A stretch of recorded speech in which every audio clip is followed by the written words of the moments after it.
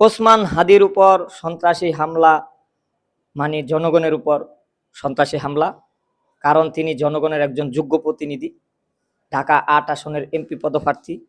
ঢাকা ৮ আসনের সকল নাগরিকের সুখে দুঃখে তিনি পাশে থাকবেন। তার উপর মনে হয় অনেক রাজনৈতিক দলের হিংসা হয়। কে বা কারা তার উপর হামলা করছে সেটা আমরা বলতে পারবো না।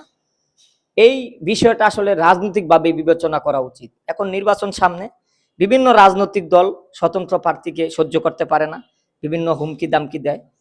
তারই প্রতিফলন হিসাবে হয়তো এইরকম হামলা।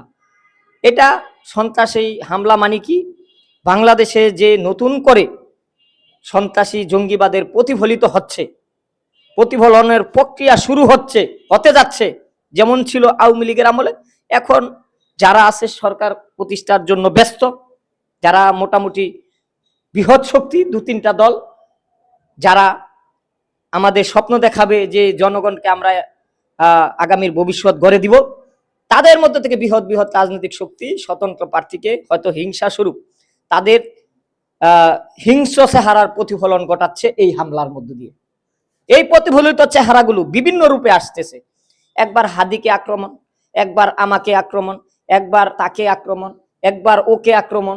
এটাই হিংস্র প্রতিহিংসার যে রূপ বা চেহারার প্রতিফলন এই আমরা হাদির উপর হামলার মধ্য দিয়ে পেতে যাচ্ছি আর কি।